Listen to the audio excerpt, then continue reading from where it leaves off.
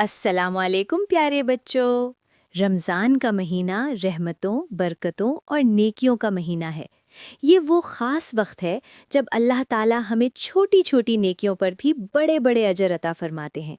لیکن کیا آپ جانتے ہیں ایک اچھا اور نیک بچہ رمضان میں اپنا پورا دن کیسے گزارتا ہے؟ وہ صرف روزہ رکھتا ہے یا پھر اور بھی بہت سارے نیک کام کرتا ہے؟ آج ہم آپ کو ایک پیارے، سمجھدار اور نیک دل بچے احمد کی خوبصورت کہانی سنائیں گے، جو رمضان کے ہر لمحے کو نیکیوں سے بھرنے کی کوشش کرتا ہے۔ تو آئیے شروع کرتے ہیں۔ رات کا آخری پہر تھا، گھر میں ہلکی ہلکی روشنی تھی، کچن سے برتنوں کی آوازیں آ رہی تھیں۔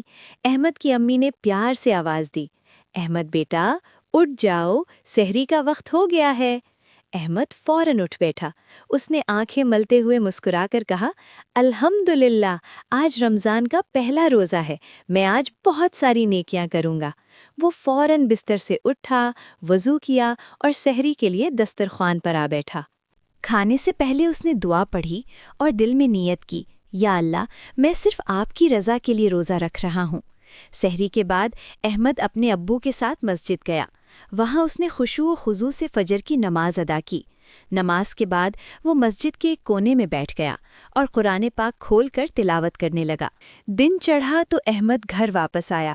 امی، کیا میں آپ کی مدد کر سکتا ہوں؟ امی خوش ہو گئیں۔ احمد نے کچن میں برتن رکھوائے، میز صاف کی، پانی کے جگ بھرے۔ امی نے کہا، بیٹا، تم نے آج میرا بہت کام آسان کر دیا۔ دوپہر کو احمد کا چھوٹا بھائی اس کے کھلونے سے کھیلتے ہوئے اسے توڑ بیٹھا۔ احمد کو غصہ آیا، لیکن پھر اسے فوراً نبی کریم صلی اللہ علیہ وسلم کی حدیث یاد آئی، روزہ دار کو جھگڑا نہیں کرنا چاہیے۔ احمد نے گہری سانس لی اور کہا، کوئی بات نہیں، میں تمہیں معاف کرتا ہوں۔ اس کا بھائی خوش ہو گیا۔ شام کے قریب احمد نے اپنی الماری کھولی۔ اس نے اپنے کچھ پسندیدہ کھلونے اور کپڑے نکالے۔ امی نے حیران ہو کر پوچھا، بیٹا یہ کیوں نکال رہے ہو؟